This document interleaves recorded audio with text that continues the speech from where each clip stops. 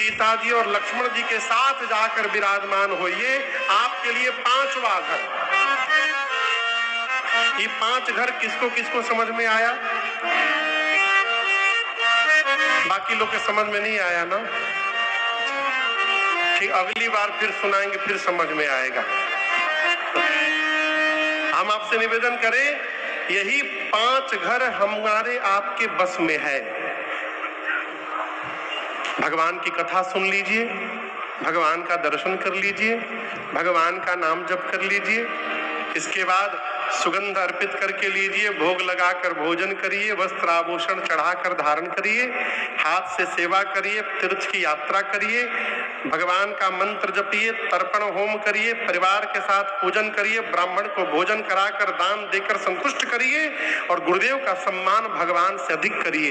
ये हमारे आपके बस में है। इसके बाद जो 9 घर बताए वाल्मीकि जी, वो हमारे आपके बस में नहीं है। मैं सूक्ष्म रूप से स्पर्श करते चलता हूं एक एक घर को। 6ठा घर वाल्मीकि जी कहते हैं, काम को हम कामत थे विष भारी। दूसरे के रुपया को विष समझे, जहर आएगा तो डस लेगा। पराई स्त्री को मां समझे, दूसरे को धन का विष समझे। और जे हर सही पर संपत्ति देगी, जो दूसरे की संपत्ति को देखकर, दूसरे की विपत्ति को देखकर दुखी हो जाए। हे राम जी, जो आपको प्राण के समान अपने प्रेम करे, आप उसके मन में जाकर वास करिए। उसका मन आपके लिए सुंदर घर है राम जी, उसका मन 8वां घर है आपके लिए। बहुत कठिन है। 9वां घर दर्शन करिए। संसार में भगवत नाम ही अमृत तुल्य है। हमारे महाराज जी कहते हैं, बाबू अमृत है हरि नाम जगत में, और इसे छोड़ विषय विष पीना क्या।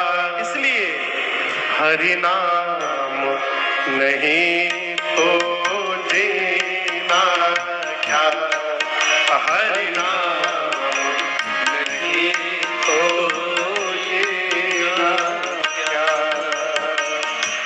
अमृत है हरि नाम जगत में, अमृत है हरि नाम जगत में, इसे छोड़ विषय विष पीना क्या, हरि नाम नहीं तो जीना क्या, प्रभु नाम नहीं तो जीना क्या।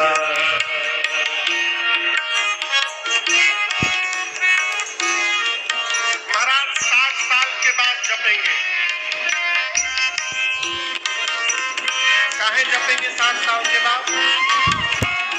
काल सदा अपने रस डोले, ना जाने कब सिर चढ़ बोले।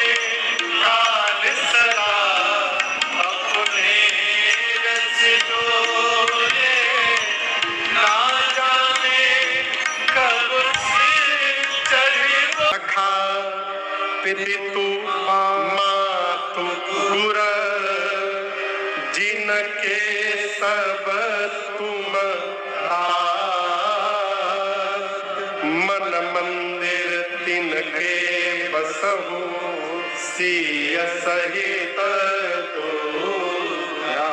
जो मनुष्य आपको माई माने, बाप माने, भाई माने, पत्नी माने, पति माने, गुरार के सारे संबंध आप में देखे राम जी, आप उसके मन मंदिर में अकेले नहीं, लक्ष्मण जी और सीता जी के साथ वास करिए। आपके लिए 9वां स्थान है वो। कितना बच गए आप? 5वां। 10वां घर सुनिए। अब विप्रधेनु हित संकट सहहि, अवगुण तज सबके गुण गहनी, विग्रहे मोहित संकट सहनी। नीति निपुण दिन कह गगली का, घर तुम्हार तिन कर मन का, घर तुम्हार तिन कर मन का। जो मनुष्य कहीं भी जाए, देखिए आपको सुनाया था कि सबके भीतर सद्गुण है और अवगुण भी है, सुनाया था ना। जो मनुष्य कहीं भी जाए तो वहां से केवल सद्गुण का ग्रहण करे, अवगुण तजी। अर्थात जो मनुष्य सूप बन जाए,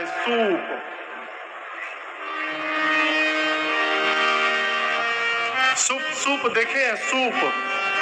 अब तो लोग सूप खाली छठ पूजा में देखते हैं। सूप में माई पहले गेहूं चावल फटकती थी, आज भी माताएं फटकती होंगी गांव में। शहर में तो सूप देखूं कि नहीं मिलत है। अब सूप और चलनी में बड़ा अंतर है। क्या करती है, जितना चलनी, आटा चालने वाला चलनी, जितना बढ़िया सामान है सब छोड़ देती है, कचड़ा अपने पास रखती है, भूसा करती है ना। और सूप क्या करता है, भूसा कचड़ा सब बाहर निकाल देता है, अब बढ़िया अनाज अपने पास रखता है। उसी प्रकार मनुष्य को चलनी नहीं बन के रहना चाहिए। वाल्मीकि जी कहते, राम जी सब जो सबके अवगुण को छोड़कर गुण को ग्रहण करे, ब्राह्मण और गौ के लिए संकट लेने को तैयार हो जाए, जो नीति का पालन करता हो, हे राम जी आप उसके मन में लिए 10वां घर है।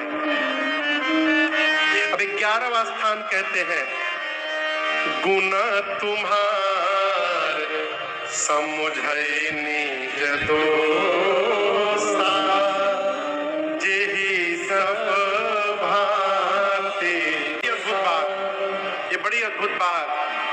लड़का यदि परीक्षा में 95% जाकर कहते 95% आया है, बहुत मेहनत किया, बहुत दिन रात एक कर दिया महाराज, देखा नहीं, शरीर पर ध्यान नहीं दिया, बहुत मेहनत किया, बोलते हैं ना। अब वही लड़का यदि 35% नंबर लिया के खाली पास हो गया, तो वही माई बाप अब कहीं नहीं जाते, अब पूरा रिश्तेदार उनके घर, कहीं नहीं जाते, अब पूरा रिश्तेदार उनके घर आता है। का हुआ, रिजल्ट निकलने वाला था। तो कहते क्या बताएं, मेहनत तो बहुत किया था, लेकिन आप दर्शन करिए 90